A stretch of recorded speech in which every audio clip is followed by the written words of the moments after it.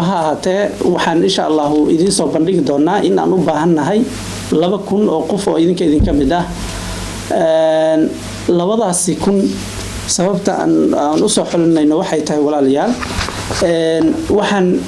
laga soo bilaabo 2004 mu'tamaraadka iyo meelaha la soo yimaado aan ka yaboohaynay lacag oo leenahay masaajidka lagu saacido tusaale haddaan u soo qaato sanadkii 2005 waxa dadka Soomaaliyeed ay ballan qaadan lacag aad u tiro badan waxa ilaa hadda aan waxna laga bixin dadkana warkoodan la haynin wax way 425 qof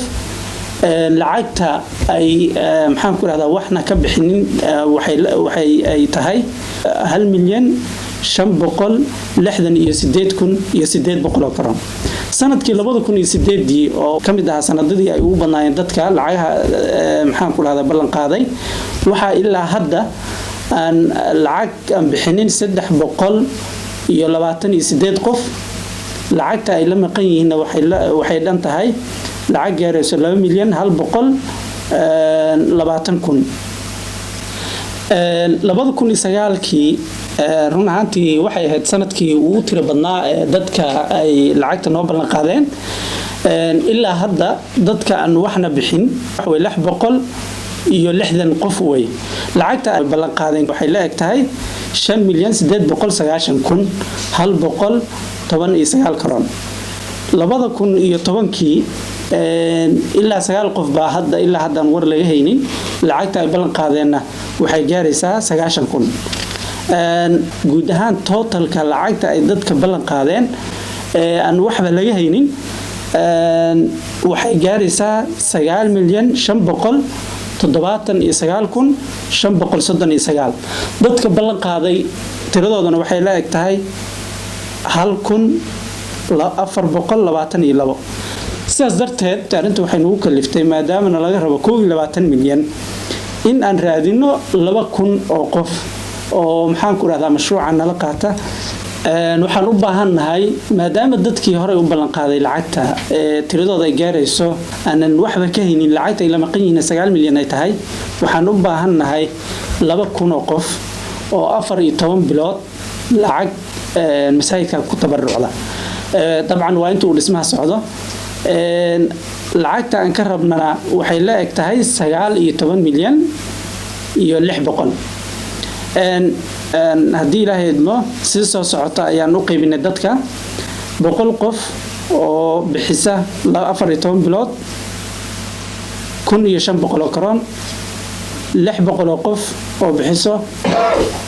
1,000 karoon 1,300 oo qof oo bixiso 500 oo karoon totalkan waxay noqonaysaa sidaan idin sheegnay 19 milyan ay noqonaysaa marka walaalayaal waxa way masaajidkaas wuxuu marayaa gabagabo meeshii ugu dambeysay baa la marayaa waxaan idinka codsanaynaa in aad nala qaadataan mu'tamarkan hadda insha Allah waasna waxa jira qorshe aan ugu talagalnay waxaan idinka codsanaynaa in aad hadii Ilaahay idmo aan idinka helno 25 qof oo bixiso 1,500 oo karoon 100 qof oo bixiso 1,000 karoon 300 oo qof oo bixiso 500 oo karoon طبعا markaana waxa ku jirto waxaad ku soo targelisaan lacagta isla maalinta la yabooh doono insha Allah oo gaarayso 287,500 karan oo ah bisha Abriil qaabka loo bixin doono insha Allah wuxuu noqon doonaa in qofka مثلا uu saxiix aftar jiro oo ay noqonayso taas kontiis in bil walba taas loogu goosto sidoo kale in uu isa kontiis ku soo xiro in uu yimaado mashruuc xafiiskiisa uu yimaado bil kasta taasna way dib badan tahay sidaan aan aragnay laakiin waxa ka fudud labada hore aan soo sheegnay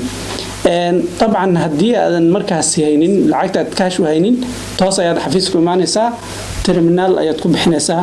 sidoo kale adigoo gurigaada jooga ayaad ka bixin kartaa waxa lagu magacaabo PayPal-ka internetka toos u bixin kartaa sidoo kale koontada ayaad toos ugu shubi kartaa net bankiga adigoo gurigaada jooga marka intaas oo dhan oo aan soo sheegnay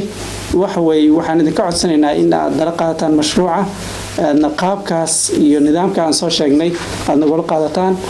haddii aad isku qortay lacag ka badan maxaan ku dhahdaa 20,000 dabcan waxaan ka codsanaynaa marka koowaad in adigoon taa dhammaystirin aad tu cusub inaad macnaha aad gacanta u taagin midda labaad waxa weeye haddii aadan awoodin walaalaha kale maxaan ku dhahdaa mashruuca ku jira in aad gacanta u taagin